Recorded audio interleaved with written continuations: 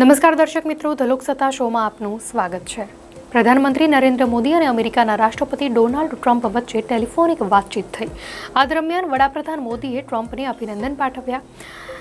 આ વાતચીત બાદ અમેરિકાએ આના વિશે સત્તાવાર નિવેદન બહાર પાડ્યું છે। પ્રધાનમંત્રી નરેન્દ્ર મોદીએ રાષ્ટ્રપતિ ડોનાલ્ડ ટ્રમ્પને તેમના ઐતિહાસિક બીજા કાર્યકાળ બદલ અભિનંદન પાઠવ્યા। આ સાથે બંને નેતાઓએ દ્વિપક્ષીય મુદ્દાઓ પર ચર્ચા કરી અને ભારત અમેરિકા સંબંધોને વધુ મજબૂત બનાવવા સંમતિ દર્શાવી। ડોનાલ્ડ ટ્રમ્પે જણાવ્યું કે વડાપ્રધાન મોદી સાથે તેમની વાતચીત બહુ સાર્થક રહી હતી। વ્હાઇટ હાઉસે પોતાના નિવેદનમાં જણાવ્યું છે કે બંને નેતાઓએ સહયોગ વધુ ગાઢ બનાવવા માટે વાતચીત કરી હતી। બંનેએ ઇન્ડો પેસિફિક, મધ્ય પૂર્વ અને યુરોપની હાલની પરિસ્થિતિ વિશે વાત કરી હતી। તો આ દરમિયાન ટ્રમ્પે ભારત દ્વારા અમેરિકામાં ઉત્પાદિત સુરક્ષા ઉપકરણોની ખરીદીના મહત્વ પર પણ ભાર મૂક્યો હતો। તો સાથે સાથે પરસ્પર હિતના બિઝનેસના મુદ્દા પર પણ ચર્ચા થઈ હતી।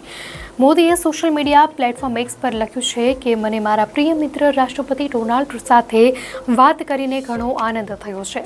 મેં તેમને તેમના બીજા ઐતિહાસિક કાર્યકાળ માટે શુભકામનાઓ પાઠવી।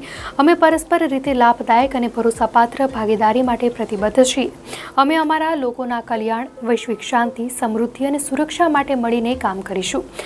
અગાઉ ટ્રમ્પે શપથ લીધા પછી ભારતના વિદેશ મંત્રી એસ જયશંકરે અમેરિકાના વિદેશ મંત્રી માર્કો રૂબિયો સાથે પણ વાત કરી હતી।